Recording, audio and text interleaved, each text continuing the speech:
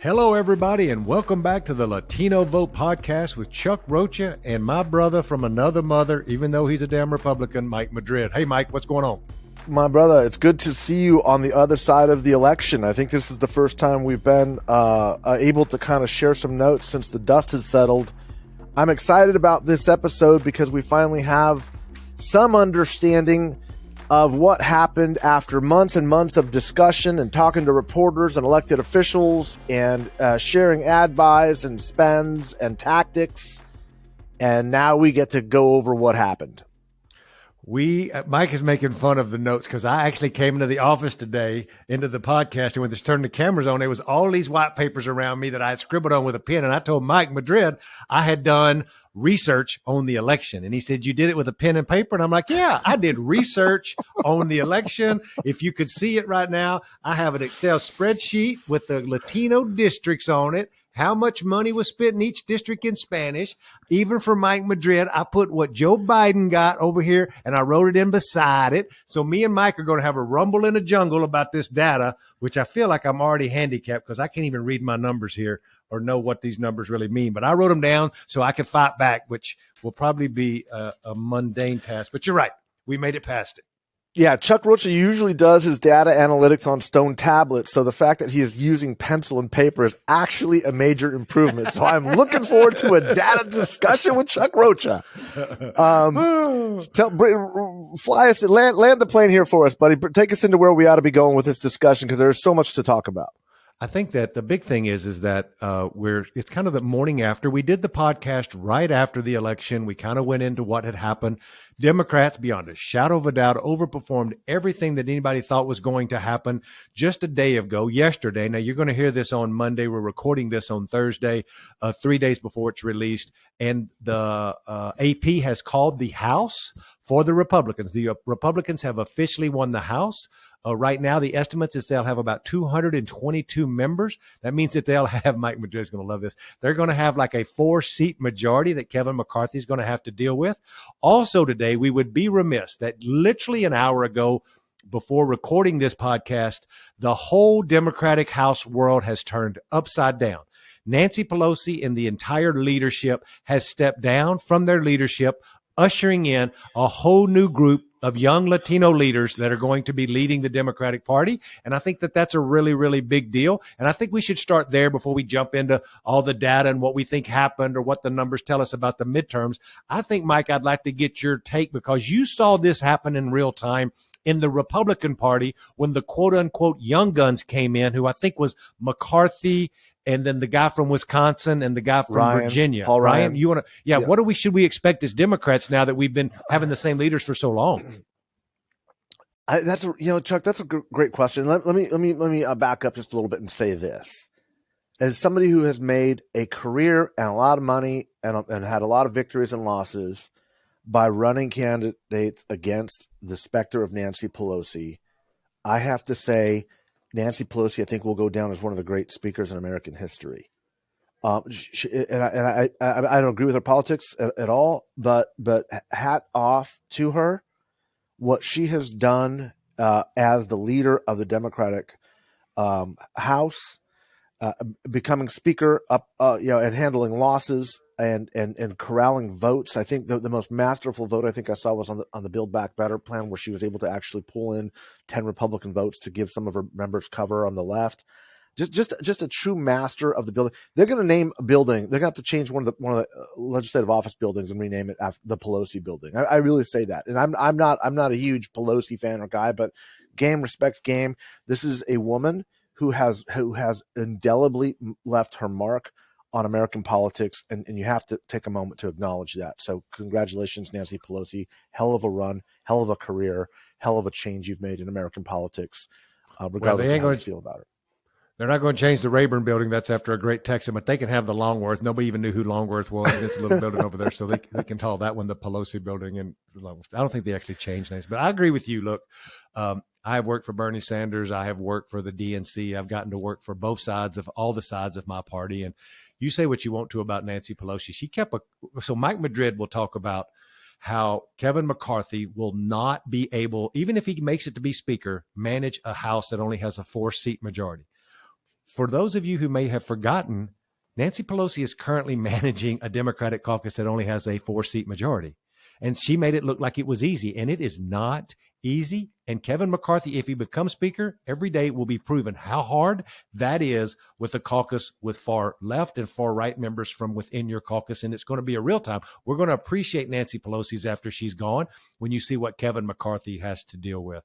But anyway, let's get into these elections and talk about some post-election analysis. Before me and Mike get into talking about exit polls and about early vote numbers and about what we think we see and then what the numbers are saying and then what is that contrast looking back. What we want to do today, even though we may disagree, is that you need to have this information to make your own decisions as we wait for something that I want to make a point about right here early on. And that is, we won't have all the final data on who voted for at least 3 more months. Me and Mike are going to continue to talk about the data that we have right now to work with and take our best 30 years of experience apiece and put it towards that data and probably look at that data compared to the data that has been measured the same way over several cycles. That is an indicator, but it is not in true fact. It is what we know as professionals as probably being pretty close just because we've done this for a long time, but we don't know everybody who voted. Right now, what, Mike? There's probably at least 1 million votes still being counted in California. Is that right? Mm-hmm. At least, probably more. Yeah. And as he said, in LA County, or he sent me a tweet this week, or in the Central Valley, they have one old box out there and they're just rolling it around and they're trying to count all these ballots with one box. Hence why you haven't seen any totals in the Central Valley, because I was working on a race there and Mike was like, just keep on waiting. It may take a month. And I was like, what are y'all doing? Don't you have a budget in California to count ballots? We don't prioritize our spending on ballots because we know the Democrats are going to win anyway in this state. But look, let me also kind of just give an overview because I think that's really helpful. When we're looking at what happened, there's 3 stages to discern what happened. The first data set that comes in are the exit polls. Now, we're going to talk about exit polls because the exit polls, no one suggests that these things are dead on accurate. They're not. And in fact, they're not even designed to be accurate. They're designed to project a winner as quickly as possible. So we're going to talk about that. Now, having said that, if you look back historically at the Latino vote and you talk to anybody about what it looked like from 1980 to the present, everybody looked at the exit polls because it's the one consistent objective data point. Is it exact? No, it's not. Is it directionally accurate? 90 times out of 100, not always, but 90 times out of 100, it is accurate, okay? But that's not telling you in a close election like we're looking at what actually happened. What you're going to hear is for people that don't like the exit polling is you got to look at the raw precinct data. What that means is you have to look at the actual vote counts in the districts, which makes a lot of sense. This is much more accurate than exit polling data, okay? But it's not quite as accurate as you would like. And let me explain why, especially in a year like this. Let's say you're in a district like Monica de la Cruz in the Rio Grande Valley. 15. Texas 15. Her district actually loops into the San Antonio suburbs, if I'm not mistaken, which is a little bit wider and more conservative. Way more. So there is a rightward shift if you look at just the district data, but it's looping in white suburban Republicans. So of course it is. And even though it's an overwhelmingly Hispanic district, it's showing a rightward shift. So you have to say the precincts data is better than the exit polling data, but where we get really, really precise is on doing what we call regression analysis. And that regression analysis allows you to isolate the Hispanic voters out of a district like De La Cruz's in Texas 15 to say, here's how Hispanics were actually voting compared to these white Republicans in the San Antonio burbs. And now we can really see if this rightward shift was happening or if it went back left or if it did go right or left, how much. The problem is that takes into early spring, as Chuck was saying, to get the most accurate data. And, oh, by the way, no one gives a damn by then, except for us on the Latino Vote podcast. We're going to be talking about that. But the town, Washington, has already moved down to all these other fights that are already going to be happening. So there's this struggle for the narrative that both parties engage in using the most rudimentary data set that we have available, in the first week, which is the exit polling data. And if you like the exit polling data, you say, see, this is what happened. And if you don't like it, you say exit polling data is worthless and it doesn't mean anything. And both sides do this, by the way, okay, to set a narrative. The irony is the narrative you're just kind of speaking to yourself because it doesn't really mean much. We're going to spend a lot of this podcast today with me asking Madrid some questions. So I think I represent a lot of folks out there who may not be as, and I've been doing this a long time, but I wasn't the guy sitting at the data computer. Y'all know I've never been to college. I went to work in a factory when I was 19. Like, I know when I do rudimentary research, I do it really well, but I do it at the basic level and I do it on a piece of paper. And I spent the last 2 days listening to Mike Madrid talk about this and that about the Latino vote. And I've been trying to learn myself because it don't match up with some of the things that I learned. And then as I dug into the precincts and dug into some of the results, some of what Mike Madrid was saying made sense because I was looking at it compared to other places. And I want to get into that. But first, I want to go back to this part you just talked about with the exit polls. And one of the things I want to know about is that early vote has changed throughout history. And early vote, when I was a young man in Texas, was much different than it is now. And then, oh my God, you put in COVID, then you get this other thing with early vote where everybody's trying to early vote or vote by mail. And then you add in the early vote of Donald Trump telling Republicans not to early vote. So I preface all my comments by saying, for those of you listening to this podcast, don't come at me. I'm putting all the facts out there on the table. I'm not saying one is better than the other. But there's one thing, like Mike said about the exit polls, and I don't always agree with the exit polls, especially when they don't say what I want them to say, and I'm saying that out loud. But I also think that I measure exit polls myself, and I'm speaking for me and not Mike, along an arc of history. I think they're always wrong, but I think they're pretty close. And it gives you over time an estimate of where those folks were. I don't think there's enough Spanish language people doing interviews. I don't think the interviews are distributed in the right way everywhere, but it gives you an idea. And because all of us are so hungry to get information on what happened, we take and analyze that down, and it does show a pattern. But what I want to ask now is about the early vote. What I looked at going back a few years, and I want to know how relevant you think this is, Mike, is that however big the Latino vote was as a percentage of the early vote when they stopped it, and then we had an election day, normally whatever percentage the Latino vote was of the early vote ends up being pretty close to what it was on election day. Have you found that to be right in the places that you've looked at? Like, let's say in Nevada, during early vote, it's 12%. 12% of the population who voted was Latino in Nevada. And then on election day, when it's all said and done, it comes in around 12, 13%. It's normally within a point from what I looked at. And what I'm getting at here is I want to make a point about being able to kind of determine things, even though it's like an exit poll that ain't exactly right, of thinking how well we did on turnout. Since we don't even know how the turnout, we'll get that quicker than we'll get the voter file. We'll get that like in another 2 weeks. Right. But is that a good indicator for me to be looking at? No. It's a terrible indicator. Tell me why. Let me explain why. It depends state by state on what processes they have for the early vote. Latinos are a notoriously late deciding vote, and they're a notoriously day of election day voter. It has been extraordinarily difficult to get Latinos to change the habit to vote by mail. There are exceptions. The Culinary Union in Clark County, Nevada, hit it out of the park. And I think they're increasingly working and training their members, who are about 55, 60% Latino, by the way, to vote by mail, okay? And to bank those votes. And you saw that happen in Nevada as those mail votes came in. They were more Latino and they were more Cortez Masto. And that was what kind of put her over the top. That's when those late breaks came in. Look at California, though. In California, the number of vote by mail from Latinos is in the single digits. It's like nothing. We don't vote. Latinos do not vote by mail in California. And that's the mother lode of Latino vote. So if you're looking, for example, at a national survey, a national sample of exit polling to see if there's reflection in the early vote or vote by mail with Latinos, you're not going to get it because you're going to see a big, big day of vote from Latinos in the state that has the mother lode of votes. And then you got to look at states like Texas and then Florida and then, Georgia and Pennsylvania. All of these states have different methods and methodologies or processes rather of voting by mail. And some allow walk in. California, you can walk in a month before to a vote center and cast your ballot. So no, it's not a good indicator to look at what the break was from the early vote and say that that is going to be reflective of election day in every state. It may work in Nevada, yeah, but it's I was not just going going to to work say everywhere. it would work in a state where if they had had the same rules for early vote over a long period of time and had kind of been doing it like they do in Oregon, Washington, probably Nevada and Arizona to some respect, they've now been doing it through 5 or 6 cycles.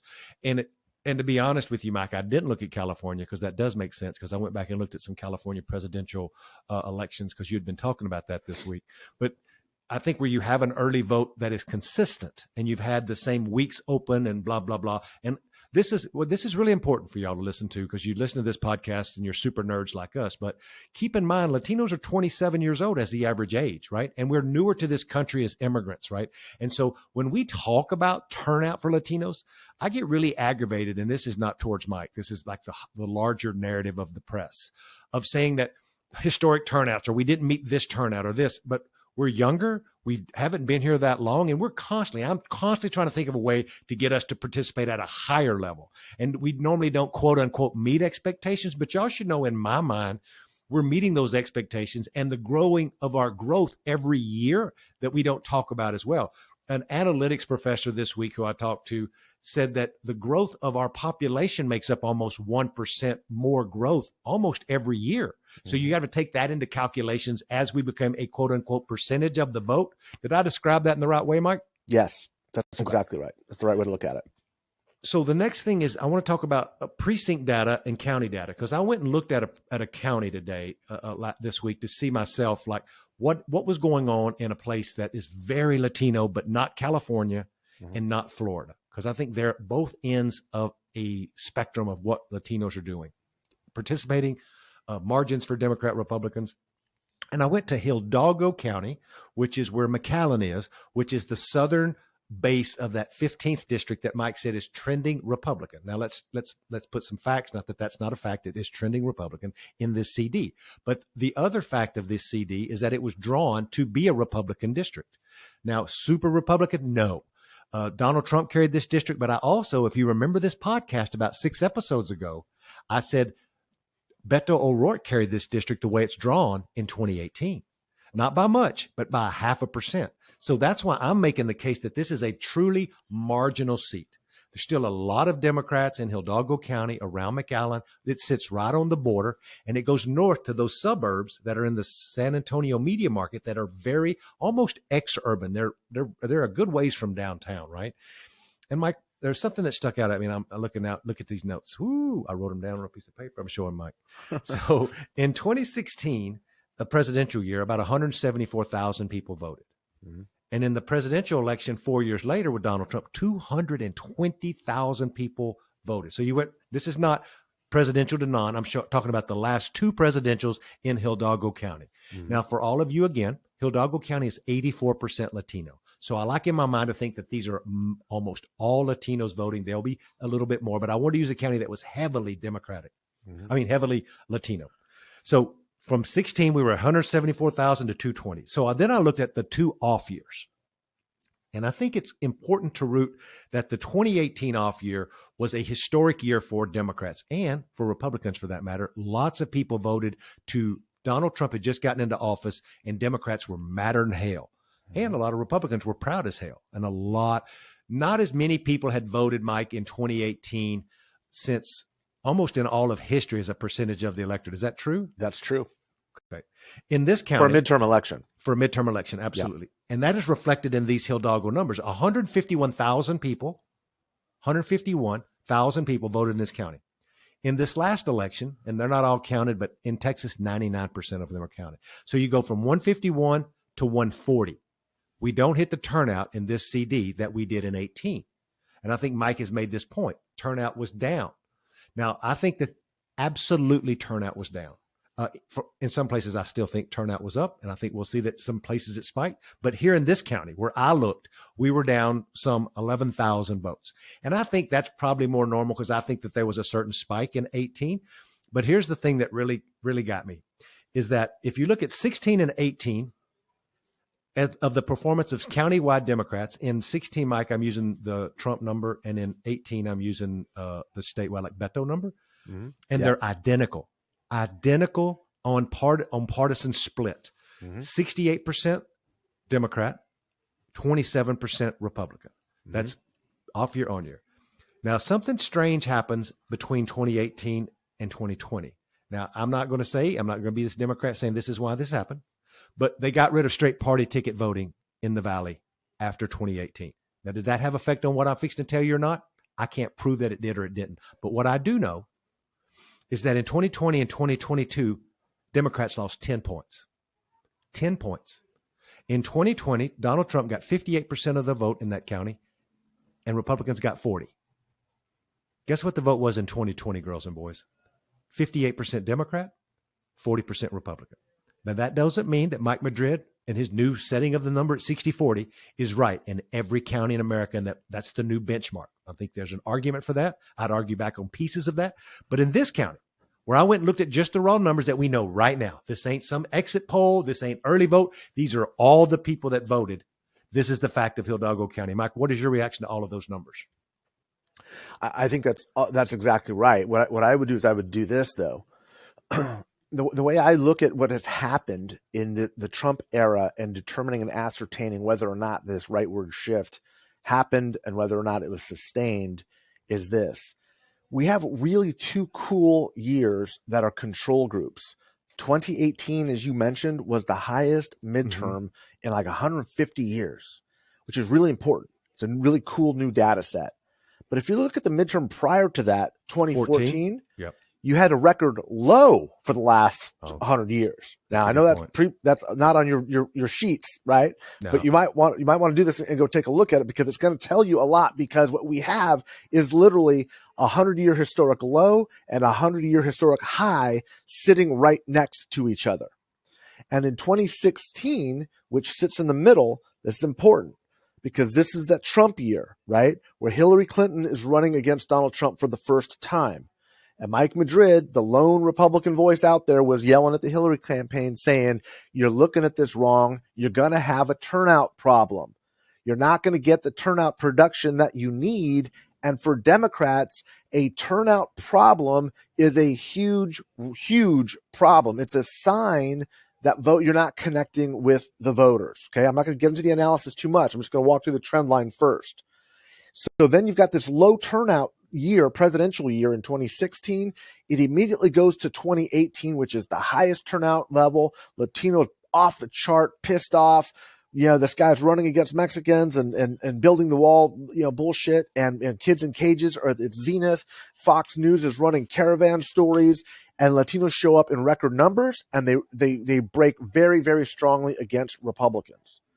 Now you go into 2020, which Chuck was pointing out too. And this is where you see this rightward shift. A lot of Democrats were denying it up until election night. And this is an important point too. Now suddenly that becomes the benchmark, right? It's this 37% number that Donald Trump got. Like no one disputes that suddenly. A week ago, they were saying it didn't happen. Every Democrat in America is saying, I don't think it happened. Now it's like, okay, yeah, that happened. Okay. And I'm saying that not because they're Democrats. I'm saying that because if you look back 30 years, the exit polling numbers are the number. No one is looking at precincts data and saying this is what really happened or didn't happen. And certainly no one's looking at the regression analysis. We always use the exit polling data as the baseline. We have since 1980. Whether it's right or wrong, it's directionally largely been accurate. That's really not disputed. And 9 times out of 10, the people that hate the exit poll number that year, and it depends on which party, because they both have done this, they look back the day after the next election and say, yeah, that was the baseline. Now let's spin it off of what's happening next.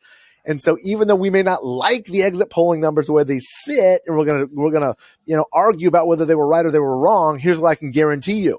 Heading into next year, the AP exit numbers are going to be the baseline. And you can say, well, that's not right, and they've never been right. And there is actually a Democratic polling firm, which I'm not going to name, that does that. But nobody believes their data anyway, because it's a partisan spin on what is going on. When you look at data, you have to have some apples to apples, oranges to oranges construct. And regardless of whether there was COVID or a century high turnout or a century low turnout, or there's new vote by mail, doesn't matter. As long as the methodology works and you're capturing a glimpse of the voter model that is representative, You can say that they did that in 1980. You can say that they did that in 1990. You can say that they did it in 2000, 2010, and 2020. It is the only apples to apples comparison that is out there. So whether you like the numbers or not, them's the numbers. That's the baseline. And that's what we're dealing with. And I think that I got a question about the exits before I ask about this other thing. When they do the exit polling, do they do the exit polling in every state in America? Do they just pick a handful of states? Tell the listeners like where that actually happens. Where's the exit poll happening? Well, you don't have to say the Pacific precinct, but what states? All the states? Is it like a national poll, Democrat, Republican, generic ballot thing? Yeah, well, yeah, and it's usually AP, Associated Press, right? The syndicate is usually the one that does it. And what they do is they do both a national sample. Right. So you don't need to go into every state for that national sample to get a sense of what was happening nationally. Right. But usually, yes, there is a news service because they have clients, right? AP serves their client news organizations in each state. So yes, there is usually somebody in each state that is doing some sort of an exit for that state. And is there any kind of attrition is probably not the word, but is there some kind of give for, or do they give it any special recognition for states or maybe battleground states in presidential years? Is there more people in, used to be Ohio, I can't say Ohio anymore, Nevada, Michigan, Wisconsin, Pennsylvania in a presidential year, or do they treat that state like every other state? They're just polling. They're just doing the exit work. So it's yeah. And I'm not sure that they're doing Idaho. They may or may not. And they don't have to, right? So the point, I'm not saying that for y'all to listen to be trying to get Mike in some gotcha thing. Mike is my friend. I'm going to disagree with Mike, but we're having conversations. And this stuff I'm asking, I don't know. If I don't know some of it, and I've been doing this for 30 years, then I know you don't know about it. Yeah. So here's the second thing that I looked at is that in places where we ran a big program, we being the Democrats, we spent a lot of money on Spanish language. We did a lot of work on the ground, yada, yada. And I'm really looking at Pennsylvania, Nevada, and Arizona. You know, the numbers that I see, and I hate when people, like the numbers I see are the people I talked to last week. Let me tell you exactly what I'm looking at. So if I look at the results of the congressional races underneath the Senate race, I went this week to see that most, let's say Nevada, these CDs are heavily Latino, not heavily. They're over 15%. Some of them get up to 30% Latino. I wanted to know if those people were meeting the Biden benchmark at what they got in those CDs as they're now drawn. Now, for those of you at home, if Mike Madrid was to ask me that, I'd push back on Mike and go, well, Chuck, you're looking at presidential results compared to non-presidential results. And there's some trends you can see there, but in a presidential years, we've just laid out, the turnout is just so much higher in every presidential year. Is it more higher than others? Sure it is, but it's just always higher, more people participating. And normally that's good news for Latinos because we're younger. And so we're part of that group that's showing up, right? And in Nevada, all of the congressional races that won, and they barely won, all outperformed Biden, not by 10 points, but like by 2 points. One was 1 point, one was 3 points, one was 2 points. The polling that I saw inside of the polling had us at like 70-30 with Latinos. That was probably off a point or two here or there because I think, again, all polling is a little off. So in my mind, the way I look when Mike Madrid's like, there's no realignment, it's 60-40 and Democrats suck. And I'm one of the ones who call out Democrats every day, so shut up and sit down, the rest of you. But I'm looking at where we did really bad in places like Florida, and in parts of California that we'll talk about in a minute that seems to be really underperforming. Oh my God, in New York, another place dramatically underperforming. So I'm assuming Latinos probably did there as well. If all Democrats did, they're mainly Democrats. And then places that had some spikes, like you saw in 2020 with Republicans in Miami-Dade or the Texas Valley, probably not spikes that big, but Pennsylvania, Nevada, and Arizona. Is the way I look at that the right way, or am I missing something there as well? No, I think that's probably the right way to look at it. I mean, one of the stories that we're going to find in all of this is that there's going to be, for the first time, and this is good. This is a healthy development, by the way. There's going to be much greater statewide variation than we have ever seen before with the Latino vote. Let me give you some specific examples. And I predicted the day before the election that Arizona, for example, would revert to a traditional baseline of 30%. The exit polls said Latinos came in at 40%. There's some new polling that showed it was like 42% for the Republicans I'm talking about. I thought the Republicans would get 30% in Arizona. AP said it was at 40%. There was another exit polling that came in today that showed 42%. That doesn't seem mathematically possible in Arizona to get the numbers and the production that they got. unless there is a commensurate shift with Republicans, which I do believe is happening. And I don't want to get off topic, but if you're talking about a Hispanic realignment rightward, you also have to start asking the question if there is a white college educated suburban female shift leftward that is realigning, because in 3 of the last 4 elections, there's plenty of evidence to say that Hispanics are moving marginally right and these white suburban women are moving marginally left. At a certain point, you have to say, maybe they're just swapping them like trading cards and saying, give me your Latinos and I'll give you our white female voters. And that's explaining some of the outcomes of these races. I'm off topic though. If you look at Nevada's exits polling, and you see Cortez Masto and her staff trumpeting it, again, this is a sign. You got Democrats out there saying, see, this is exactly right. This is what happens. They're saying the exits are exactly right. It shows her numbers at exactly where they were 6 years ago. And she performs by a smaller margin. She gets that vote in because she was not getting the Republican break that she needed. But Latinos did come in for her at identically to what they came in 6 years ago. That's where the Democrats are saying the exit polls are right. Now, you go to Arizona. That's in Nevada, Mike? That's in Nevada. Okay. You go down to Arizona, and the Democrats are like, the exit polls are wrong. Exit polls are crap. You can't read anything out of exit polls because that's blah, blah, blah, blah, right? So that's what I'm saying is you got to be really careful when you allow the politicians to determine the narrative, because if it works for them, they're going to say these were right. And if it doesn't, then they're going to say that they're wrong. But what I do believe happened was Nevada Latinos started moving back into a position, regressing back to the 70-30 marker. And I think Arizonans moved slightly to the right, but ever so slightly and not enough. I think I was closer on my day of prediction than the AP exits will actually show. I think the Democratic Hispanic support levels in Arizona, when the data is counted, will be less than 35%. Okay, that's what I was saying was going to happen. The exits say it's 40. It's a data point. It's legitimate. Same thing as Nevada. Same thing as California. Same thing as Florida. There's nothing wrong with saying, here's the directional movement and the directional shift of where we're heading.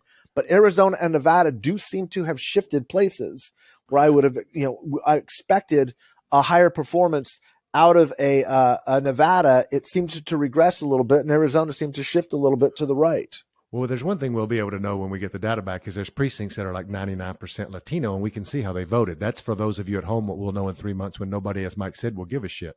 But if you look now at what we do know, and the things that Mike described are in fact true, and I think that all of those exit data are probably off a little bit, but I think those 2 states perform better than all the other states. And in Arizona, again, I did some research and looked at to make sure. Better in terms of a partisan turnout, you mean? Right. And I think for Democrats, like for Democrats, better in Nevada and Arizona. And I'm going to always pin my hat on, because there was a real operation. And if we still skewed a little bit more Republican, it just shows how much worse it would have been if we hadn't spent that money to get them back. But in Arizona, in the 2 biggest marginal seats, and again, this does not tell you if it's Latinos or white people, but they met the Biden benchmark of what he got in those CDs. I'm looking at Mike, Arizona 6 and 4, and they were both the last 2 called. So they're 50-50 seats. Democrat, Republican redistricted 4 is a 50-50, and 6 is at like an R+2, right along Tucson.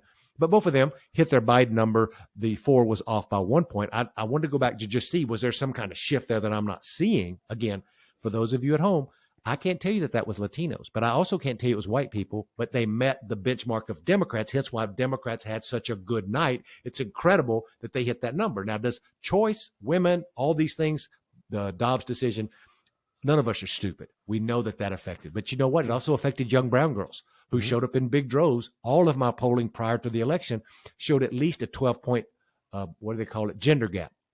And that women were outperforming dudes, which me and Mike Madrid have talked about. So anyway, that's the Arizona, Nevada stuff. I want to get in and ask you, Mike, about underperformance in California that you've talked about. And again, 1 million votes are out. Things are changing, but they're starting to call more seats. And you've talked about it this week. And the first time you said it in front of me, I didn't challenge you, and I'm not going to challenge you now. I want to learn more about this. But we did a podcast for the New Yorker that will be out by the time this comes out. And you talked about the 10 most Latino districts in America that had not performed as well as the Biden numbers normally in those districts as they drawn. Did I say that the right way? Now, what I was referring to is the top competitive Hispanic concentrated districts in marginal seats, competitive seats. Okay.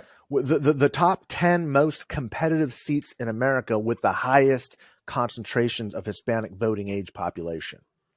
In other words, when you take Cook Report's, toss up seats, the battleground seats, and you took the top 10 of those that had the most Hispanic concentration, 9 of those shifted to the Republican Party. Well, I'll give you some more numbers. Go ahead. What was that? No, you go ahead. Well, I'll give you some more numbers in Texas, because this is important, because we're also looking at Texas to kind of get a sense of what those look like. Of the top 10 highest concentrated Latino congressional districts in Texas, 7 went right, 2 swung left, including Henry Cuellar's district, by the way. The most conservative. You need to explain what that means. Like when you say move left, you're going to compare the election results from 2022 of what the Democrat got compared to what that district as it's drawn got for what, Joe Biden? Yes. Okay. Sorry. Yes. Sorry. Yeah. And in fact, if you look at the congressional number down below, like Beto was overperforming. He was doing better. He overperformed all of them. Yeah. He did better. I saw that this morning. Yeah. But down below, right. That means that down below, Republicans were doing well. What that means is Latinos in the Rio Grande Valley were showing up and voting for Beto at the top of the ticket, and they were voting for the Republican down below. Okay. Now we can try to discern and divine all day long. And I think there's some good guesswork that we can do, which is they liked Beto. Beto did the work.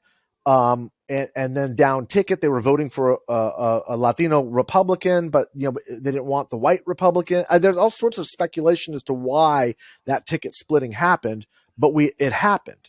The Republicans down ticket in the congressional levels were doing better than Abbott was doing. Beto overperformed the average Democrat down below in these top 10 districts in Texas. Let's give some. Let's give some. I've got the list in front of me. I want to talk about some of these one by one with you to get your input, because I think you're spot on some of these, and some of these I want to push back on you to see if I've wrote down the wrong numbers. But in Texas, let's stay there. Mike is right. In the bottom 3 districts, this Cuellar, Vicente, Michelle Viejo. So for those of you at home, that's the Brownsville seat with Vicente. That's 34, Mike. And then the one next door is 15, Michelle Viejo. And then the one next to that, which he talked about, which was Henry Cuellar. Now, this is an important fact for y'all to know before we talk about the results here, because I think this matters. There was $6 million in Spanish language advertising split between Vicente and Henry Cuellar. Big investments to try to get that number up. And there was no money spent by national Democrats to help Michelle Viejo. And when you look at the performance of what the percentage of the vote the Democrat got in the congressional race, and then what Joe Biden got, it's what Mike is talking about. And let's start with the good news with Henry Cuellar. Henry Cuellar won 57% of the vote, and that's what I have him at, is 57. Joe Biden in this same CD only got 52. So he's overperforming, even in a non-presidential year, which is incredible to me, the amount of support they got. And then when you go to Vicente's district, Vicente currently, and he may have increased this by the time I wrote this down 2 days ago, he has 53% support, and the Republican was at 44, Mike. And the Biden number there is 57. So he's underperforming by 4 points of the Biden number. Again, presidential, non-presidential, but still he didn't hit the mark for that CD the way it's drawn, because it was drawn with more Democrats from his old district. But in CD 15, where nobody helped Michelle Viejo and she was by herself, Michelle only got 44% of the vote in a district where Joe Biden got 48% of the vote there. So dramatically underperforming in that CD. Again, I think part of that is because of how it's drawn. Part of that is look at the comparison spending. And then there's also something happening in that CD that didn't happen in the other 2. I'm going to mention 2 more, Mike, to get your feedback on, because I've got all the CDs from my master spreadsheet. I think the other 2 big CDs are Florida 27 we should look at. So that's the Florida seat, which much like the Texas 15 seat, got no investment. It was our dear friend Annette Taddeo running against Maria Salazar. In that seat, Annette Taddeo got 42% of the vote. Joe Biden carried that district by 50%. It was a 50-50 race. And so she underperforms by 8 in that race, again, presidential to non-presidential. And let's see, what's the next one you want to pick here, Mike? You want to do California 22? That's it. Or let's do Take both a look of at these. California 22 13. Do you have California 13 on that list? Florida 13, California 13. No, I've only got California 49, 45, 27, 22, and 9. Okay. But here's why I asked tell me. California 13. I got a text today from the Republican campaign there, Republican by the name of John Duarte. He's pulled ahead of the Democrat, Adam Gray, by about 800, 900 votes. And most of the counts that are going to come in will probably break towards the Republican. And I bring that up because it's a very strong Hispanic district. And as I'm listening to you, I'm seeing a common thread, which is extremely important. It's the message that you have been saying for a very long time.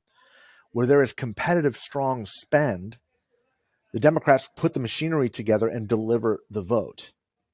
Where they do not, we're seeing a pretty significant slippage in turnout, which is basically all of the California Hispanic congressional districts, right? What the hell happened in this California 27? Christy Smith only got 45% of the vote, and Joe Biden got 55% in that district. You got a bad That's 10 candidate points there. Yeah, I got a candidate. Yeah, it's a bad candidate. Third time they've run this candidate. And you should tell everybody that Mike Garcia is a Latino Republican in a seat that's, what, 31% Latino? Yeah, and that's a very unique seat because it's largely a Latino suburban seat. It's in the Santa Clarita Valley. This is not rural. This is not urban Latinos. This is suburbia, just like Mike Garcia is. College educated. He was an Air Force brat. Went to West Point. Maybe grew up in a military family, and he's a Republican. I think English exclusive. He looks like the Latinos in that area. That's basically where I'm from. Those are my people. That's my tribe. And it is rare because there's not a lot of communities like that in the country. But he won the Latino vote, by the way, when he first was elected to Congress. He has won again against a weak candidate. I don't know why the Democrats keep putting her up. We'll set that aside for a moment. But yeah, he's going to be winning that Latino vote when they do the regression analysis. It's a very different type of Latino voter than we're used to looking at. But my point is this: where there is no spend, to your point, the turnout numbers go down. Every one of them. And the margin between the Republicans and Democrats starts to close. Right. Okay. That's an important distinction because when you look at California, which has so many Latino congressional districts, more than any other state in the union, none of them are competitive. Republicans not going to win any of those. Those Democrats don't spend. That gap narrows, and even though it's not changing the outcomes of races, it is reflected in the national vote. Does that make sense? It does. Okay. And as I look at this spreadsheet, it comes to light even more. We continue to underperform in a lot of these other California seats, all of them almost. And then when I look at Nevada meets expectation in every one of the seats, and we won. It's because tons of spend there. And even in places like Colorado 8, where we picked up this new CD that was on nobody's radar except for the Latino vote and the party leaders, this Yadira, who won in Colorado 8, she matched the Biden number in a state where there was like $6 million spent on her behalf by the House Majority PAC and DCCC. And the other side spent a lot of money, but there was no real statewide thing. You didn't really see Colorado on this big target list. Where we met expectation, where there was pretty big spend, we performed. Funny, me and you talked a lot about Oregon and about how they elected a new Republican Latino in Oregon and a new Democratic Latino in Oregon. Right. Both of the Oregon seats underperformed the Biden number because there's a governor's race there, of course, but there wasn't this big focus on Spanish. There was no Spanish spend there at all in either one of these races. And they both underperformed the Biden number. Now, keep in mind, Oregon's vote by mail. They've got about 80% in. They've called both of these races, but underperform it. But it really becomes night and day. So we talked about Virginia 7 on the race. Abigail Spanberger, she meets the Biden number. Both of them got 52. And the last one I'll mention is one that jumped out at me. Oh, it's this Pennsylvania race. So in Pennsylvania, there's this white woman named Susan Wild who represents the CD that's anchored in Bethlehem, Allentown, and Easton, just north of Philly. What have we talked about on this program? Who lives there? All Puerto Ricans, right? So her district now is 18% Puerto Rican in PA in a race that, get this, y'all, it's an R+2. It's the same as the Texas 15 demographic on performance. She meets the Biden number.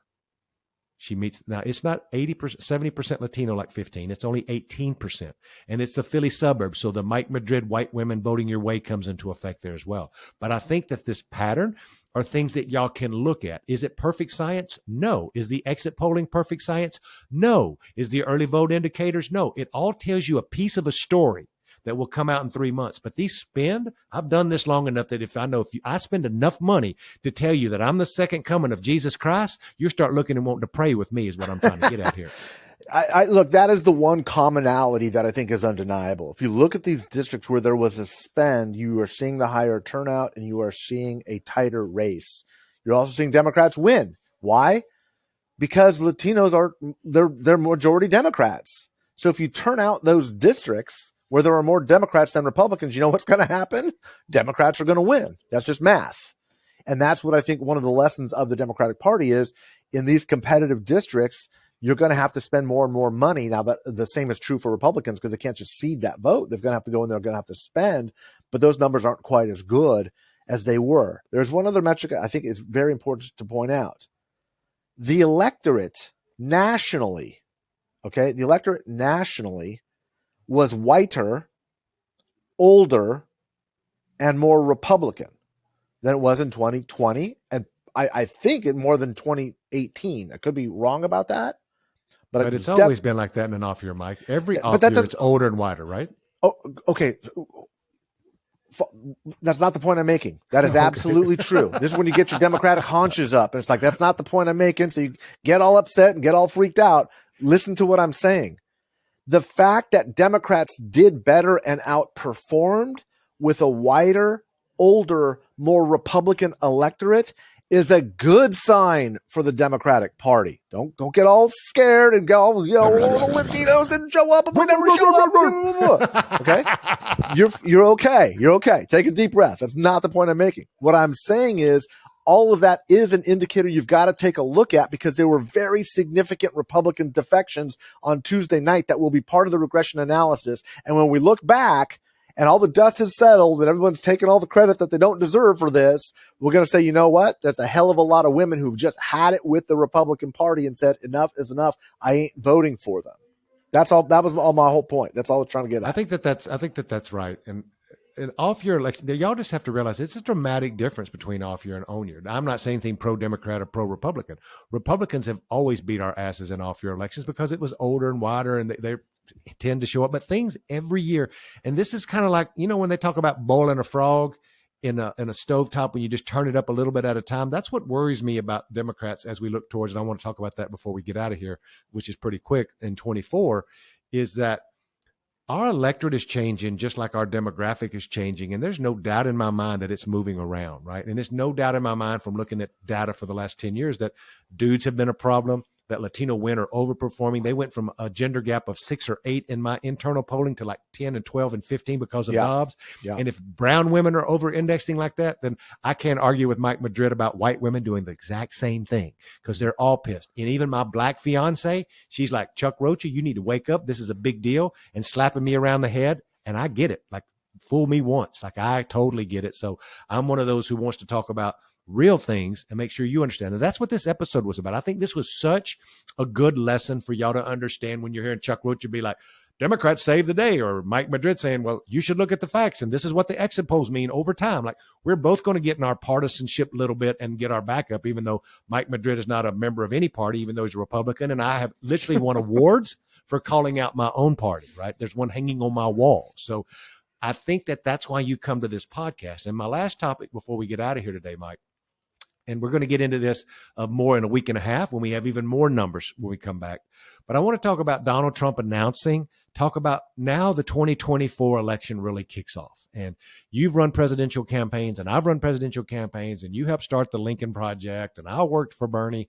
And I think that we're in a really different time. Me and you both said, you really leaned into this about it's going to be this super duper turnout. And guess what? It was. It almost meet the all-time high that he just talked about, which was 2018. And by the time the numbers are all counted in 6 months, my God, I don't know how y'all are counting ballots in California, but whenever all that shit is in, it's going to show a lot of people voted pretty close to the record high. Mm-hmm. What do you think Donald Trump getting into this election now all these other Republicans having this big Republican primary, Democrats just exceeding all expectations of an off-year election, and their leadership leaving now, a whole new day in politics. What do you think all of that means? I know it's a big question for 2024. I think we're going to have a record high turnout in 2024 because I think both people of both sides understand the existential threat and the existential nature of what it is that we're facing. Like, democracy is in trouble. I think that the polling did show us that even though a majority of Americans, by a wide majority, think the country's headed in the wrong track, that the economy is not doing good, that inflation and economic concerns are a big problem, that there's this, bubbling up war between, Russia and the West. They still showed up and were voting and voting for Democrats. Again, even with a higher Republican turnout, it doesn't mean Democrat turnout was particularly low. Like I said, like you just said, it's like the second highest in a century. I believe 2018 kicked something off that will probably be with us for a decade or two. And that is both sides believing that democracy itself is on the ballot. And when you're in that situation, you can look back at periods in American history and see that there are extended periods of very high turnout when things are very volatile, when things are getting more politically violent and the extremes take over. So I think, when we were younger men in the business, we always were like, well, the midterms are going to be really low turnout. The Republicans are going to do good. And then there's going to be really high turnout in the presidential, and the Democrats are going to do really good. I think we're going to see an evening out of those extremes as we start to, move to higher and higher turnout models. That we can argue whether that's good or bad. I mean, it's good to have people engaged, but you don't want to have them engaged only when the tanks start rolling down the streets, right? What do you think? Let me interrupt and ask me this, because I want to layer this in, because you've said this to me.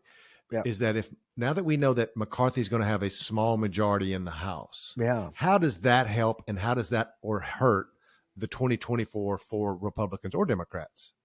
I think it hurts the Republicans badly, and I'll tell you why. Is because of the investigations and stuff. Yeah, I bet that nobody's interested in that. Nobody cares about Hunter Biden's laptop. Nobody wants to see Dr. Fauci brought up before a January 6th style committee. Nobody wants to see Joe Biden impeached. Nobody wants to see Merrick Garland's investigation slowed down. Oh, okay. Yeah. I mean, the hardcore Republican base might, but right. that's the story of why Republicans didn't perform Tuesday night. Is they were focused on shit that the American people don't care about. Independents are running away in droves. We talked about this on this podcast. When right. Joe Biden said MAGA Republican, I almost fell out of my chair, because that means their polling was showing that independents were bolting away from MAGA Republicans. And you know what? To his credit and his team's credit, they were 100% right. He gives a speech at Independence Hall, and then he gives a speech a week before the election talking about the threats to democracy. Everybody's like, what the hell are you talking about? You're way off a message. His polling was exactly right and dead on. They moved those independents and they moved those Republican women off of the GOP in a turnout where there were more Republicans than Democrats. You know what that means? Republicans were showing up to vote against the Republican Party. That's what that means. That's a very significant, consequential shift in American politics. It's frankly why I feel better and a little bit more relief as an American at the end of these midterms than I did even when we beat Donald Trump in 2020, because it means that there's a discernible base in the Republican Party that has figured it out. And they're like, oh yeah, okay, I'm not going to vote for capital gain tax cuts anymore. These guys are batshit crazy. And I can't support these guys anymore. Even if I don't agree with Biden, even if I don't agree with the Democrats, they're not trying to burn the country down. And they're showing up in high numbers and supporting them.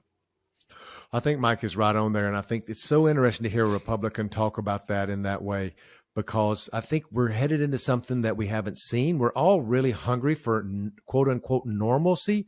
But now Nancy Pelosi is going to be gone. And now there's going to be a leader of the Democratic House that is a black man from New York. Like, that's profound. Just different, right? Yeah. And does McCarthy have an advantage as a speaker? And does 4 or 5 of his people get together and just make his life a living hell? And that's all the press talks about, right? Yeah. And that doesn't mean we're perfect in any way. Democrats are going to step on themselves like we always do, and we're going to mess something up. My biggest fear with Democrats right now, and I'll say this on this podcast, is we had a historic night and we kicked everybody's butt compared to what expected. And I'm worried that Democrats are going to think they got this shit figured out and that they know exactly what they're doing. That's what scares me to death, because let me tell you, you don't. Even you don't with the Latino vote. Yeah, we had some good victories. We spent some money, and Latinos did show up where we spent a lot of money. Well, guess what? This 2024 map is scary. There are 8 Senate races that we need to do the exact kind of investment, and we got to run a presidential race, and maybe we have to run it against Ron DeSantis or Donald Trump. We ain't got this figured out. Yes, you should take your victories. I'm taking my victories. I'm all over social media, and I'm going to tell everybody that I'm the reason Democrats won everything. That's right. But I'm also going to tell you that we ain't got it figured out, girls and boys, and we got a lot of work to do that should start right now if we want to have any chance of reelecting Joe Biden, or if we're going to have any chance of taking back the House. But I'm in a much better place like Mike Madrid than I was a week ago, not because Democrats won overwhelmingly, but the American people voted back against the craziness and said, let's have some normalcy. Let's try to see if we can have a real democracy, right? Let's see if we can do things that helps our kids and our grandkids. So, Mike, I think the last thing I want to ask you about is, as we're thinking about this, I know that you have designed a new T-shirt that we have on our website. That's latinos.vote that says treason with the number 45. Is that true? It's true, and it's more relevant now than ever with the announcement of Donald Trump. So you can get your T-shirt to not only show your disdain for number 45 and the fact that he should be brought up on charges of treason before we get to the first primary, a Republican primary, but you can also show your support for the Latino Vote podcast. It would help us out. It helps us kind of keep this going, paying for the production level, the professionalism that you've come to know and expect. And if you've liked what you've seen over the course of the past couple of months by getting a weekly show, we've provided a service. It helps us out. It keeps the cash flow going. No one's getting rich, but it is helping us deliver a service for you that we're hoping is timely, that is hoping is relevant, and hopefully explains where this democracy is heading with the fastest growing segment of the electorate. So last night, I was at NALEO, the National Association of Latino Elected Officials, that were kind enough to have me and Mike speak to them about 4 months ago at their national convention. And they had a little gathering for all their new members in D.C., Mike. I forgot to tell you this. And if one person, 50 people walked up to me at this reception honoring Senator Menendez last night and was like, Chuck Rocha. I didn't know none of these people who were coming up and talking to me. They were like, I love the podcast. I listen to the podcast every day. And these are all local Latino elected officials from all over the country walking up who I don't have any idea who they are, saying, Chuck, I love what you and Mike are doing. Chuck, Mike, I love what y'all are doing. What's the new episode? One lady came up and said, that last episode that was right after the election, that's my favorite so far. Y'all, you don't know how good that makes me and Mike feel. Yeah. Like, that's what we built this podcast for, was for that local city councilman in some little town that's Latino that feels all by themselves, who get to listen to me and Mike talk about these national trends, that feels like they're part of a community. That's why we built this thing. We want y'all to enjoy it. We want you to share it with your friends and neighbors. Subscribe. Give us a 5-star rating on the Apple podcast. Don't forget to listen to Mike go off like a crazy person on our Patreon. Only there do you get to see him come off the top turnbuckle with his mask on, La Luchador, and get out there and get it done. Thank you so much for being here, Mike. We'll see you next week. Thanks, guys. Thank you. We'll see you next week.